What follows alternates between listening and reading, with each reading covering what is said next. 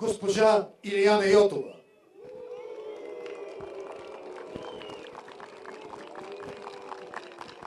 Уважаема госпожо кмет на община Казанлък, уважаеми господин конституционен съдия, Ваше високо преосвещенство, уважаеми народни представители, уважаеми министри, уважаеми дами и господа и скъпи сънародници, честит празник! Честит 3 март! Празникът на нашето Отечество! Днес отново отваряме и прочитаме едни от най-важните страници в многовековната ни история. Страници на държавност. Страници, в които четем за нова България, за раждаща се България, възкръснала от забвението и мъченичеството,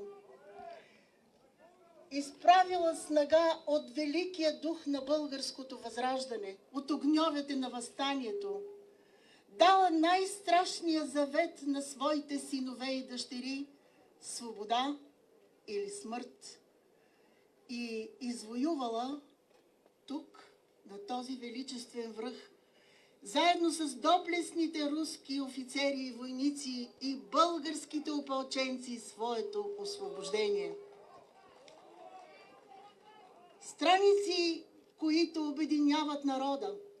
Страници, които ни карат днес гордо да застанем пред българския трибагреник и с дълбока признателност, с почит, да кажем: герои, не сте забравени.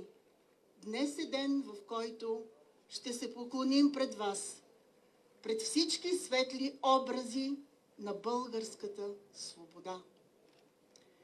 Уважаеми дами и господа, на 3 март, през август, всички идваме насам, на този непреклонен и горд връх. Идваме на Шипка.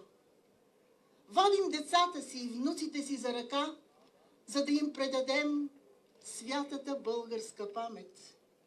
Имаме толкова много нужда помежду ни от това да говорим за своето, с обич.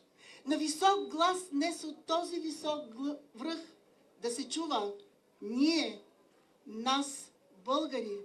Да виждаме блясъка в очите на децата си, които са усетили дълбокия корен на своята история. Идваме на Шипка, за да се поклоним и никога да не забравяме.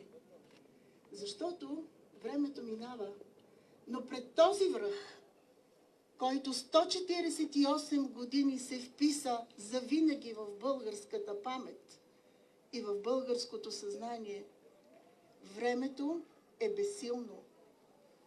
Не може дните, които преминават, да изтрият спомена за преломните събития тук, на този връх, за толкова много храброст на доблестните руски войни и на българското опълчение.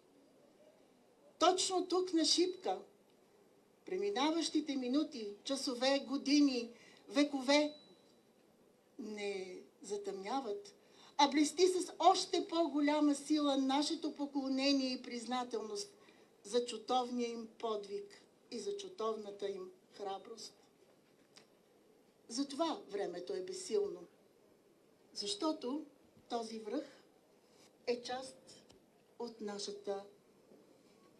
нашето бъдеще. Част е от българската вечност. Уважаеми дами и господа, събитията тук, на Шипка, накараха чужди кореспонденти с възторг да говорят за тази храброст.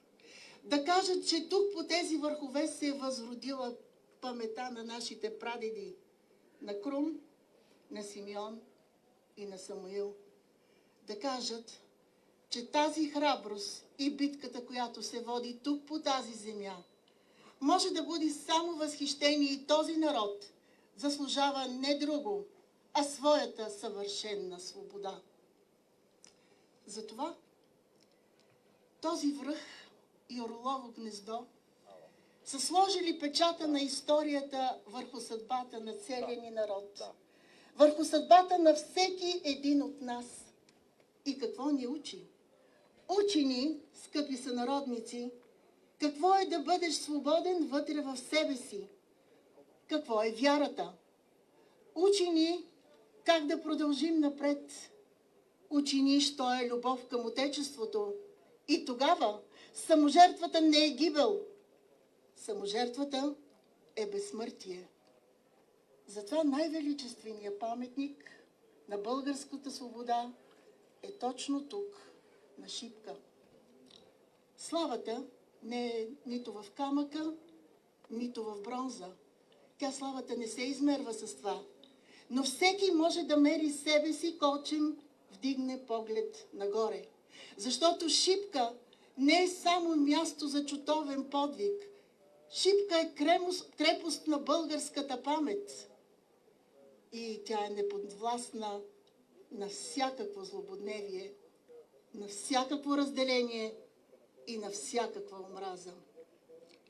Затова Балканът, каквато и буря да захваща, ще препраща славата дивна, като някой ек, от урва на урва и от век на век. Поклон пред памета на българските опълченци и руските войни, мъченици и герои за българската свобода. Да живее България, да живее Отечеството!